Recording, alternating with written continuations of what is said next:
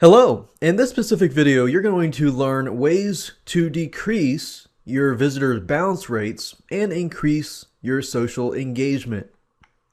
So basically right now, Google and other search engines are moving towards social media being a way to detect a site's popularity. And there are many different factors involved. However, in this specific video, we're going to be focusing on bounce rates, how to decrease your bounce rates, and basically increase the length of stay that somebody has on your website.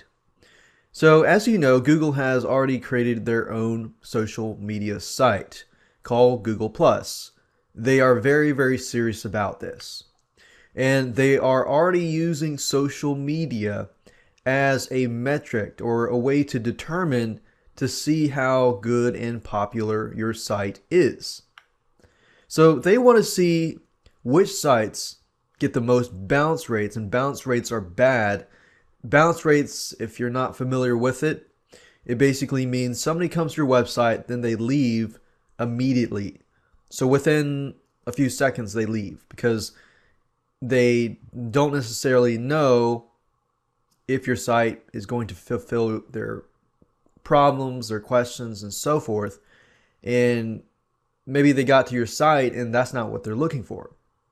So Google is trying to figure out which sites are actually, have a lower bounce rate, which means people actually come to the site, they like the site, and they stay.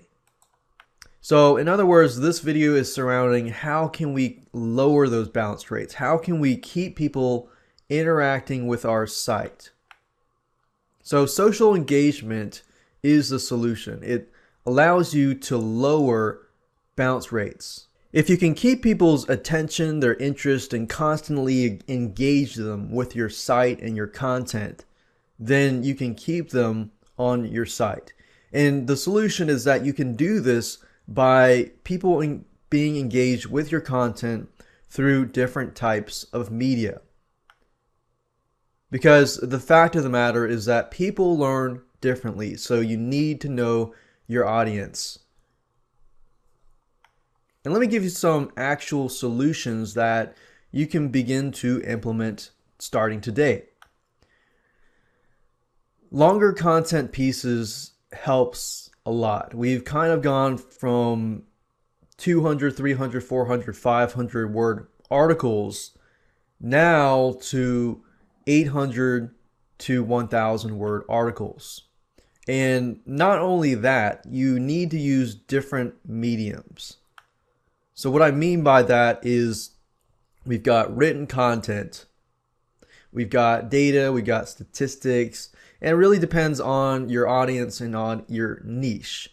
Some of you may not have statistics to write about. Some of you may not have data to write about, but you might have certain content to write about. But whether it's data, whether it's statistics, whether it's content, your goal is to write at least and aim for 800 to 1,000 words. If you can do that, you got a longer piece of content.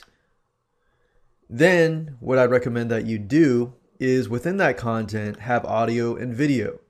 Have different types of medium. Like you can use Animoto.com, Camtasia, software to show screen capture software. You can use Audacity, which is a audio program to edit your audios. You could basically have the article content in text format. You could have somebody read the article content and so forth. This way you're reaching out to many, many different types of learners. We got audio learners, visual learners, kinesthetic learners, and audio visual. Then kinesthetic tends to be the type of learner that they have to interact with your site. So if your site is just pure content, they're going to look at it, they're going to be shocked, either scared, and they're going to leave. But if it's something that they can interact with, they can watch, they can understand, they can apply, then you can actually attract all different types of people. And specifically within your audience. Now, I don't want you to get the idea that I'm talking about you're trying to reach everybody in terms of audience, but within your audience itself, you need to be reaching audio, visual, and kinesthetic.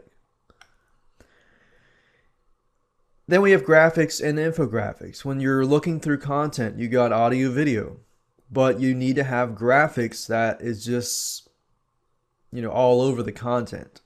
You don't want to have it all bunched in one spot. You want to kind of spread it out so people feel the need to go through your whole article. So you got examples, infographics, and you can get this stuff from graphicriver.net, which is one of my favorite sites.